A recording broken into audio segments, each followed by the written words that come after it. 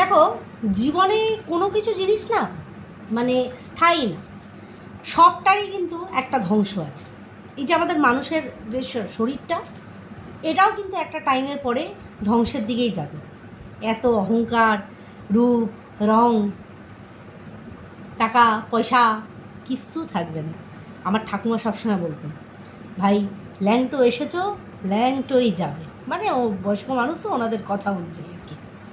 তো সেখানে দাঁড়িয়ে আজকে মানুষ এই একটা জীবন, এই একটা জীবন, এই একটা জীবনের মধ্যে যদি ভালো কর্মই কিছু না করতে পারে, তাহলে খারাপ জমাতে জমাতে জমাতে জমাতে সামনের যে জেনারেশনটা আমাদের বড় হচ্ছে, তাদের কাছে কি একটা মানে নিজেদের প্রতিচ্ছবি তৈরি করব, যে তারা অ্যাটলিস্ট বলতে পারবে যে আমার মাকে তো আমি এই জিনিসটা খারাপ কাজটা করতে দেখেছি, আমি তো আমার বাবাকেই খারাপ কাজটা করতে দেখেছি, কোন মুখে তোমরা আবার আমাদের বলছো?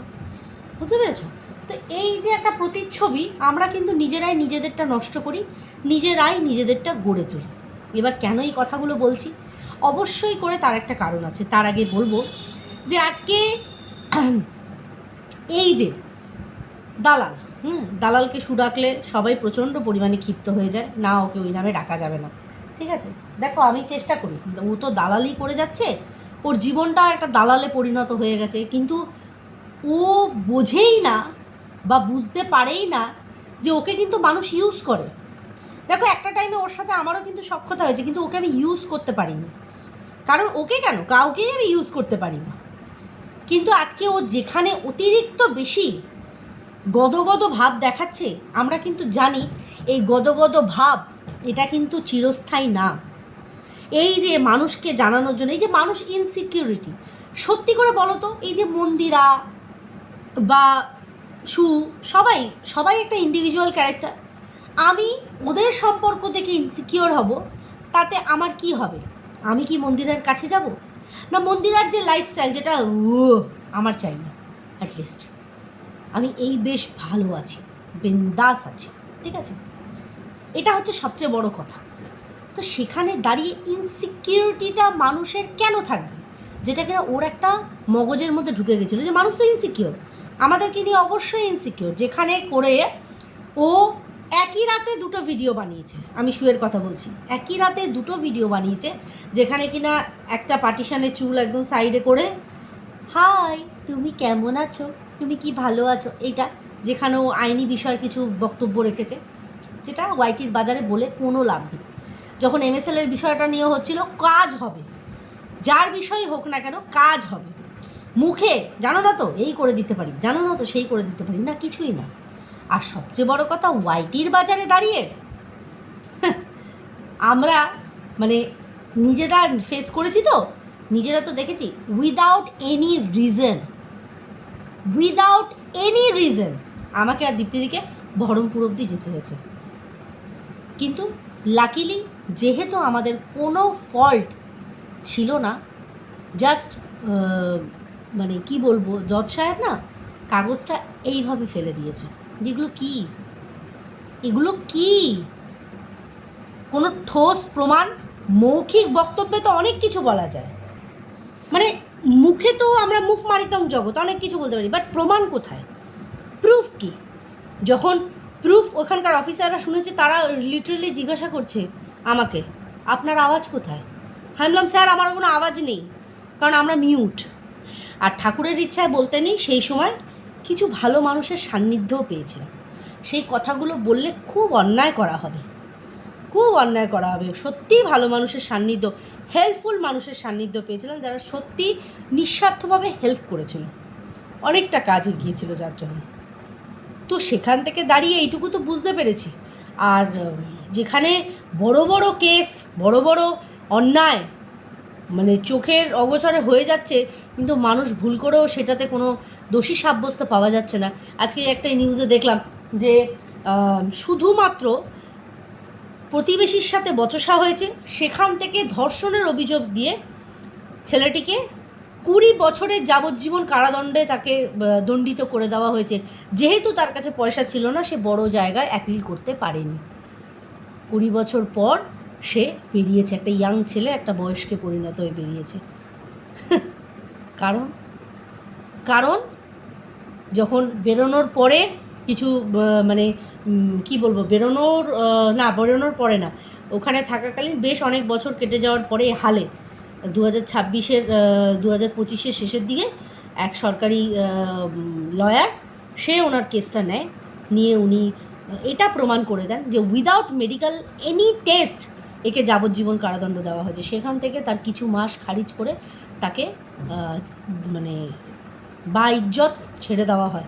আর বা ইজ্জত, তার তো জীবনের অর্ধেকটা সময় সে কাটিয়ে দিল সেখানে। তো আমাদের সমাজ এখানে দাঁড়িয়ে আছে। এই কথাগুলো বলার অনেক কারণ আছে, কারণ কেস নিয়ে যখন অনেক হালান চালান করছিল সেই কারণে আমি বললাম। আর যার এগেনস্টে কেসের কথা বলছে আজকে তারই সঙ্গী হয়ে কাঁধে কাঁধ পায়ে পা মিলিয়ে মানে সহকর্মী হিসাবে ডাটের মাথায় তারা ভিডিও করে গেছে, ডাটের মাথায় তার ভরসায়। আজকে সে খারাপ, সে যদি খারাপ সে তো ডে ওয়ান থেকে খারাপ। আমাদের এটাই বক্তব্য ছিল। যাই হোক, ঠিক আছে, তার আগে বলি welcome back to my channel. কেমন আছো তোমরা সবাই? আশা করি সবাই ভালো আছো, আমিও ভালো আছি। দিনের সেকেন্ড ভিডিও, আর অবশ্যই করে ইম্পর্টেন্ট ভিডিও, কারণ দালালের ছাঁটাই মনে হচ্ছে হয়ে যাবে, কারণ ওরও মনটা কোথাও কু ডাকা শুরু হচ্ছে। এই যে আমাদেরকে বলা ভিডিও কলিংয়ে আমাদের ও ফোন বাজছে, শুনিয়ে দেওয়া যে হ্যাঁ দেখো ভিডিও কলিং, ও কিন্তু বলে যে ও সবসময় ভিডিও করতে বসে তখন কিন্তু এরোপ্লেন মোড অন করে দেয়, সাইলেন্ট করে রাখে, কোনো আওয়াজ যাতে না শোনা যায়, ভিডিওতে ডিস্টারবেন্স না হয়। বাট দেখো ও কিন্তু দিব্য সেটাকে রেখে দিত, কারণ মানুষকে শোনানোর জন্য। তো এখন তো আসল ছর্দি বর্দি এসেছে, দেখা যাক আগামী দিনগুলো কি হয়। ভবিতব্য, ভাগ্য, আজকে ভাগ্যের দোহাই দিচ্ছে যে কপালে যতটুকু লেখা আছে ততটুকু হবে। এই ভাগ্যটা অনেকেই বোঝে না, জানো তো, ভাগ্যের পরিহাস বড্ড কঠিন। আজকে কেউ মনে হয় দালাল মানে সুকে ওর মেসেঞ্জার বা মেসেজ সেকশানে নাকি বলেছে যে বাচ্চার বাবা আর বাচ্চার মায়ের মিলন ঘটিয়ে দাও। মানে যে বলেছে সে কী ভেবে বলেছে, আমি খালি ভাবি কাকে বলেছে, কি ভেবে বলেছে, না কাকে বলেছে। না, এটা ভালো একটা উদ্যোগ চিন্তা করা যে হ্যাঁ তাদের মিলন হয়ে যাওয়া দরকার, বাট সেটা ইম্পসিবল হতো যদি প্রচেষ্টাটা আরও আগে করা হতো। আর এমন একটা মানুষের কাছে এসে মিলন ঘটাতে বলেছে যে কিনা গলা উঁচু করে বলেছে আরে এইরকম স্বামী থাকার থেকে তোর তো বিধবা হয়ে যাওয়া ভালো। কারোর বৈধব্যকেও আমরা কন্টেন্ট করতে পারি? একটা জলজ্যান্ত মানুষ হোক সে হাজার খারাপ, তার মরণ কামনা কখনো আমরা চাইতে পারি না, কখনো না, এটা আমাদের আয়ত্তর মধ্যে পড়ে না। সেখানে দাঁড়িয়ে বাচ্চার বাবার মৃত্যু কামনা সোজাসুজি করে দিয়েছে যে এরকম স্বামী থাকার থেকে মরে যাওয়া অনেক ভালো, অনেক ভালো। মানে বাচ্চার বাবা এতই খারাপ, তখন ও যখন যার পাশে থাকে না কোমর বেঁধে একদম থাকে, আর যখন যাকে শুয়ে দেওয়ার চেষ্টা করে মানে মেরে ফেলার চেষ্টা করে তখন মানে জান প্রাণ লাগিয়ে দেয় যতক্ষণ না তার দমটা বেরিয়ে যাচ্ছে। ও এইভাবে কাজ করে, এই জন্যই তো দালালের তকমাটাও পেয়েছে। আজকে ও ভালোবেসেছে, কিন্তু ওর ভালোবাসার মর্ম কি দিচ্ছে? হ্যাঁ, খুব সুন্দর ভালোবেসেছে ও। ওকে দেখাবে না ভিডিওতে, ওকে বারণ করে দিয়েছে কিছু শেয়ার করা যাবে না, আর অথচ নিজের সমস্ত কিছু শেয়ার করে যাচ্ছে। এটা তো অবশ্যই করে একটা দুঃখের বিষয় না?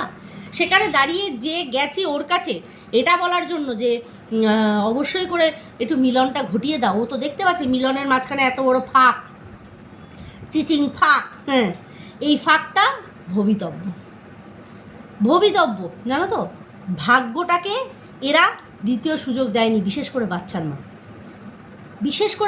মা। একটা চেষ্টা, আরে হয় সংসারে প্রচুর প্রচুর অশান্তি হয়, মরণ দশা এক একটা সময় মনে হয় কি এই শালা তোর সাথে ঘরই করবো না, এরকম মনে হয়। এটা ফ্যাক্ট। মানে সেইখান থেকে যদি এরকম কোনো ঘটনা ঘটে যায় যে আজকে আমাকে আলাদা হতে হচ্ছে, আবার একটা পুনরায় সুযোগ পাই যে একবার আমি সেটাকে আরেকটা চান্স দিই। চান্স তো আমরা দিতেই পারি, ভগবানও আমাদের একটা চান্স দেয়, কিন্তু বাচ্চার মা কোনো চান্স দেয়নি, সম্পর্কটাকে একটা সুযোগ দেয়নি। তার থেকে তো মানে সোনায় সোহাগা হচ্ছে তার বাড়ির লোকজন। এখান থেকে বেরিয়ে যাওয়ার 1.5 মাসের মাথায় সংগ্রামপুর মন্দিরে বিয়ে দিয়ে দিয়েছিল মেয়েটির। যদিও বা মেয়েটিরও কুরকুরানি কম ছিল না, সে অন্য জগতে বাস করছে। ও ভেবেছিল কি ওর ননদের মতন ও মুম্বাই ব্যাঙ্গালোর চলে যাবে, সেখানে গিয়ে একটা সেই রকম ল্যাভিশ লাইফ ও লিড করবে। ও তো বুঝতে পারেনি যার আশায় ও ঘর ছেড়েছে সে মরণদশা ওর দিকে তাকিয়ে বসে আছে, আর ওর পয়সা খাওয়ার জন্য ও উঠে পড়ে লেগেছে, ওই জন্য সব ছেড়ে চুড়ে চলে এসেছে। আর এখানে এসেই এমন দশা ওর করে দিয়েছে যে আজকেও এই হাসনাবাদে থাকতে পারে না, ওকে দিল্লির বাসী হতে হয়েছে। এই যে আজকে এতগুলো দিন ও হাসনাবাদে আছে, কী অসুবিধা হচ্ছে? দিব্য ঘুরছে, দিব্য খাচ্ছে, শুধু বাহানাবাজি। আজকে যারা ওর কমেন্ট সেকশানে এসে বলে না যে কি বলবো, এগিয়ে যাও, ভীষণ ভালো লাগলো, তারা না একটা সময় থাকবে না। ওই যে আমি বললাম না, কোনো কিছু স্থায়ী না, তারা একটা সময় থাকবে না। এই যে এগিয়ে যাও, আরে এগিয়ে কতদূর যাবে?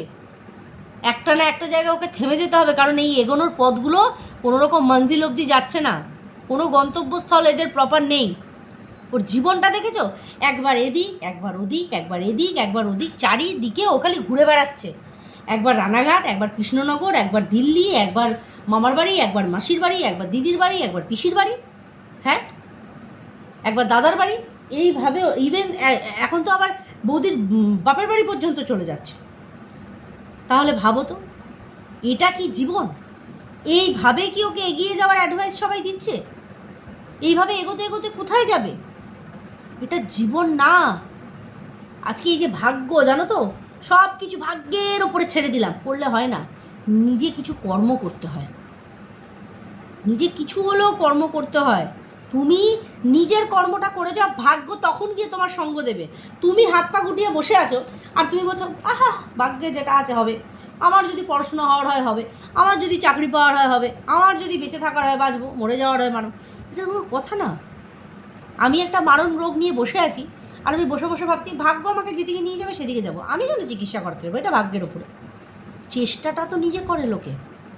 আজকে যখন টিনা ওই বাড়ি থেকে সংসার ছেড়ে বেরিয়ে এসেছিল, বাচ্চার বাবা হাজার অন্যায় করুক, আমি ধোয়া তুলসী পাতা বলবো না, একবার তো চেষ্টা করেছিল যে তুমি বাচ্চাটার মুখের দিকে তাকিয়ে ফিরে এসো, থাকতে পারছে না, একটা রিকোয়েস্ট করেছিল, সেই রিকোয়েস্টটার অন্তত একটা মর্ম দিত, সেটা না দিয়ে অহংকারে ও তখন কি বলেছিল, হ্যাঁ আমার মুখটা দেখালে তোর বাড়িতে টাইলস বসবে না। ইগো, অহংকার কত বড় যে ভয়ঙ্কর জিনিস আজকে ও বুঝতে পারছে না, বা হয়তো বুঝলেও ওর কিছু করার নেই। আমি বলছি না ওকে আর কিছু নেগেটিভ বলতেই ইচ্ছা করে না, বলতেই ইচ্ছা করে না, কারণ কত বলবে? যে নিজের হাতে নিজের জীবনটার গলা টিপে মেরে দেয় তাকে তো আর মানুষ সাজেশন দিতে পারে না। এই কিছু লুক লাইক এ ফিশ কস মাসি, হ্যাঁ, বাকি যারা ওর কমেন্ট সেকশানে কিছু ওর আছে যারা কিনা অন্যের একটা পজিটিভ কমেন্টের এগেনস্টেও তারা চলে আসে, সেখানে দাঁড়িয়ে তারা বুঝতে পারছে না যে এই মেয়েটাকে কোনো পথ এটা দেখাচ্ছে না, কোনো পথ দেখাচ্ছে না। আজকে বাপি দূর তাক কোনো রকম কোনো হদিশ নেই, আদৌ তার সাথে কোনো সম্পর্ক কোথাও ঠিক হবে কি হবে না সেটাও জানা নেই। মা আজকে আছে, ফুল দমে সাপোর্ট দিয়ে যাচ্ছে, কিন্তু মাও তো একদিন আস্তে আস্তে শরীর ভাঙবে, তখন দাদা বৌদি জানি না। এটা হচ্ছে ভবিতব্য কোথায় মানুষকে কীভাবে রাখে সেটার খানিকটা দায়ভার কিন্তু মানুষের ওপরেও পড়ে। অনেক কিছু চিন্তা ভাবনা করতে হয়। আমার বাবা যখন আমার বিয়ে দেয় তখন টুকটাক ঝগড়াঝাটি হলে তখন বাবাকে গিয়ে বলতো, হ্যাঁ বিয়ে দিয়ে দিলে, বললাম পড়াশোনা করি চাকরি করি, এখন বিয়ে দিয়ে ঝগড়া হয়, ভালো লাগে না। এগুলো হচ্ছে প্রথমের কথা। তারপরে আমি বুঝলাম না বুকা নাকি ঝগড়া, আবার এগুলো অ্যাকচুয়ালি না। আমাদের কী হয়, কমিউনিকেশান গ্যাপটা অনেকের মধ্যেই থাকে। আমার হাজব্যান্ড একটুখানি গম্ভীর প্রকৃতির রাশবাড়ি মানুষ, আমি একটুখানি ছ্যাবলা জলি, তো দুটোকে কম্বাইনে আসতে গেলে একজনকে তো কম্প্রোমাইজে আসতে হবে, একজনকে। তো আমি দেখলাম যে এড়ে গরু তখনই হবে যখন আমি তোমার সাথে তর্ক করে যাবো ঘাড় বেঁকিয়ে, তুমিও বলছো আমিও বলছি, তুমিও বলছো আমিও বলছি, এতে কথা বাড়ে, একটা জায়গায় চেপে যাও। ও তখন দেখবে এ তো উত্তর দেয় না, তাহলে তো বেকার কথা বলা বারো, খেঁচা অভ্যাস এখনও আছে, খেঁচা এখনও, এই যা তো করে এরকম। এখন ও বুঝে গেছে। আর সবচেয়ে বড় কথা, সেই মানুষ আর এই মানুষে অনেক তফাৎ, শিখিয়ে দিয়েছে আমার মতন একটু আর কি ঠাট্টা ছ্যাবলামি শিখিয়ে দিয়েছে। তারপর যখন নিজে বেশি জোরে হাসতে পারে না তখন আমারে হাসতে দেখে এরকম তাকিয়ে থাকে, কী হলো সানি, কী হলো না, তখন সানিকে জিজ্ঞেস করে চিনুকে যে মায়ের কী হলো, হাসে না, এরকম একটা ব্যাপার।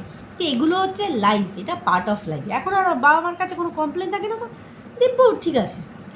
এক্সপিরিয়েন্স, সময়, 14টা বছর কেটে গেছে, আমি এখনও তাকিয়ে বলে এই ক বছর হলো তোমার সাথে আমি 14 বছরের বনবাস কাটিয়ে ফেললাম, ও মাই ডক্টর সিচুয়েশন, মাস্টার মশাই প্রিন্সিপাল আর কি, সেটা বড় কথা না। বড় কথা হচ্ছে যে লাইফকে সবসময় ভালোটা ভাবা উচিত, পজিটিভ থাকা উচিত। আজকে টিনার লাইফটা শেষমেশ কোথায় যাবে আমরা কেউ জানি না, কিন্তু খারাপ লাগে এইভাবে দুয়ারে দুয়ারে মেয়েটা ঘুরে বেড়াচ্ছে, দুয়ারে সরকারের মতন। হ্যাঁ, আজ এখানে কাল ওইখানে, কাল ওইখানে, কোনো স্থায়িত্ব নেই। আর সেখানে সুখে এসে লোকে বলে যে তুমি একটুখানি মিলন ঘটিয়ে দাও, মাই ডগ টাইপ সিচুয়েশন। হ্যাঁ, মিলন মিলন ওরা নিজেরাই চায়নি, মিলন ঘটবে কী করে? ফাঁক তো ছিলই, ওই জন্যই তো এত লোকের সমাগম মিডিলে ঢুকে গেছে। যাক বাবা, হ্যাঁ রে, কি রে শুয়া রে, তোকে চদ্দি বলে ডাকছে না? সত্যি ডাকছে না?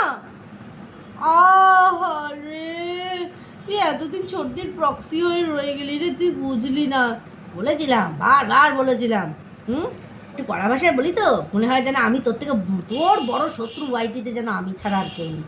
হ্যাঁ, তখনই 49 করে বসে যায়, সেটা বড় কথা না। কিন্তু এই যে আমার তবু 49, তোর চারানা অকাদও রাখছে না, অরিজিনাল ছোট দিয়ে এসে গেছে। বুকের ভেতরটা মাঝে মোচড় দিচ্ছি না, দুপুর থেকে ভাবতে পারছি না।